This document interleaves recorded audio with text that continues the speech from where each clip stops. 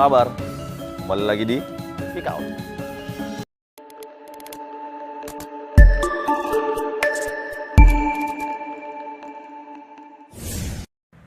Nah, Sobat Geek Out, kebesaran Mataram bukan hanya dilihat dari sisi glorifikasinya saja, tapi ada suatu aib yang terjadi pada saat itu di saat Amangkurat I berkuasa.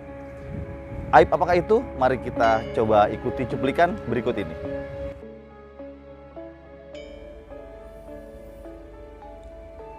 Petak makam itu telah dikeramik putih dan menempati ruang utama komplek makam Banyum Sumurup, Girejo, Imogiri. Ada 4 tiang pipa besi mengelilingi pusara yang konon beberapa tahun lalu direhab seorang juragan teh yang terkenal. Tiang besi itu dipasangi kain mori putih yang disebut langse, dan pusaranya terbungkus kain sama yang disebut singep.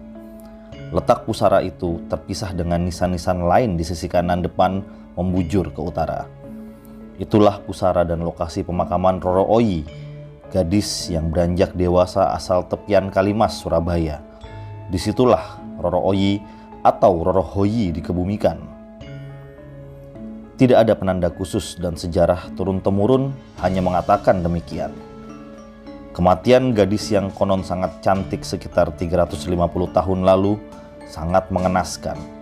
Drama kehidupannya mengiris-iris kemanusiaan di tengah kekuasaan Sunan Amangkurat I yang bergelimang darah. Kisah Roro Oyi ini mewarnai banyak cerita tutur dan babat. Data faktual sejarah yang umumnya berasal dari catatan dan laporan Belanda hanya menuliskannya secara samar-samar. Episode Roro Oyi ini tidak bisa dilepaskan dari kisah asmara Sunan Amangkurat I dengan Ratu Malang sekitar 1655. Cerita tutur Jawa menghubungkan kisah Roro Oyi ini dengan Pangeran Pekik.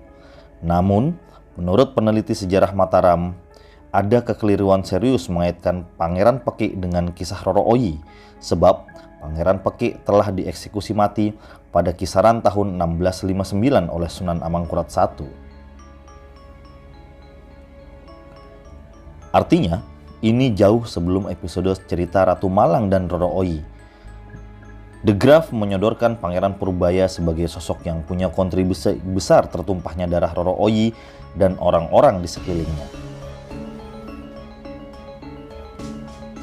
Dari data yang ditelaah The Graph berdasarkan laporan tertulis Belanda itu, Pangeran Pekik dan keluarganya merupakan orang-orang yang dikuburkan di Banyu Sumurup saat awal-awal dipilih sebagai lokasi makam para terhukum.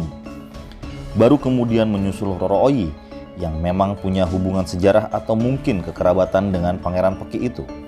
Belakangan, Raden Ronggo Prawirodirjo III yang melawan Belanda pada era Hamengkubuwono II juga dikubur di situ. Kisah tragis Roro Oyi bermula saat Sunan Amangkurat I yang berselimut duka akibat ditinggal Kanjeng Ratu Malang meminta dicarikan gadis yang bisa menggantikan sosok istri dalang Pajang Mas itu. 2 mantri Kapedak, Noyo Truno dan Yudakarti ditugasi mencari sosok itu. Petunjuknya, sosok itu harus berasal dari daerah dengan air sumurnya yang wangi. Ketemulah ia di tepi kali Mas Surabaya. Pangeran Pekik semasa berkuasa di Kadipaten Surabaya memiliki seorang mantri kepercayaan, Ngabei Mangunjaya. Roro Oyi yang masih belia itu putri dari Mangunjaya, sosok yang akhirnya dibawa menghadap Sunan di Keraton Pleret. Sunan senang melihat bocah cantik berusia 8 tahun atau 11 tahun itu, namun menganggapnya terlalu kecil.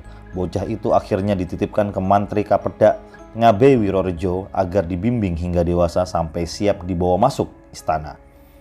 Beberapa tahun kemudian, ketika Roro Oyi yang beranjak dewasa, benih masalah mulai muncul. Bermula dari Pangeran Tejoningrat atau Pangeran Adipati Anom yang berstatus putra mahkota mampir ke rumah Ngabei Wirorejo. Tak sengaja ia melihat Roro Oyi saat sedang membatik bersama ibu angkatnya. Pangeran itu jatuh cinta pada pandangan pertama. Begitu mabuk kepayangnya sampai ia jatuh sakit di rumah pribadinya. Keadaan itu didengar kakeknya, Pangeran Purbaya, yang begitu menyayangi pangeran muda itu. Dalam silsilah Mataram, Pangeran Purbaya ini adalah kakak Sultan Agung yang berarti paman dari ayahnya Sunan Amangkurat I. Purbaya kemudian mendatangi rumah Ngabe Wirorejo, memaksa agar Roro Oyi diserahkan agar derita cucunya disembuhkan. Wirorejo sempat menolak karena takut dengan raja yang menitipkan bocah itu ke dirinya. Namun akhirnya ia tidak bisa menolak setelah Purbaya berjanji akan menanggung semua akibat keputusan itu. Roro Oyi diserahkan dan dibawa ke Kadipaten dan akhirnya digauli putra mahkota. Sunan Amangkurat yang mendapat laporan kejadian itu murka besar. Kemarahannya begitu hebat dan memerintahkan semua pihak yang terlibat penyerahan Roro Oyi dihukum mati tanpa pandang bulu. Ngabe Wirorejo berikut anggota keluarganya dibuang ke Ponorogo. Namun belakangan semuanya dihabisi di tengah perjalanan. Tidak ditemukan data tentang apa hukuman untuk Pangeran Purbaya dan keluarganya. Hanya saja data sejarah mencatat Pangeran Purbo yang sudah uzur tewas dalam pertempuran Gegodok pada 13 Oktober 1676 saat menghadapi serangan Trunojoyo. Korban jiwa aksi pemusnahan massal akibat skandal Roro Oyi ini ada yang menyebut 40 hingga 60 jiwa.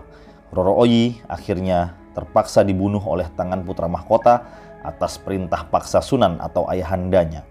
Jasadnya dikubur di Banyu Sumurup, disatukan dengan Pangeran Peki dan pengikut setianya. Sesudah semuanya yang terlibat tumpas kelor, putra mahkota dibuang ke alas Lipura.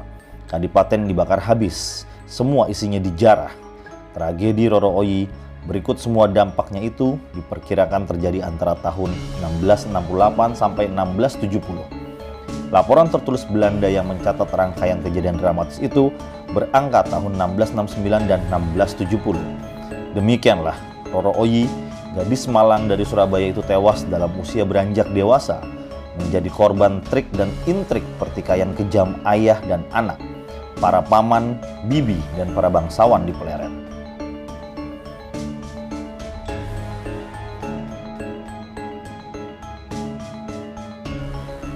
Hubungan cinta ataupun cinta segitiga antara ayah dan anak yang terjadi oleh Amangkurat I, Roro Oyi, dan juga Pangeran Anom berakibat fatal bagi kerajaan ini sendiri.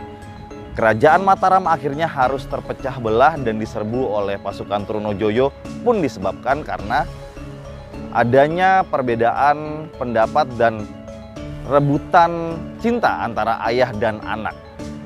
Mau tidak mau, suka atau tidak suka, kita harus mengakui bahwasannya Mataram yang di Pleret hancur karena egoisme daripada ayah dan anak Amangkurat I dan Pangeran Anom tersebut.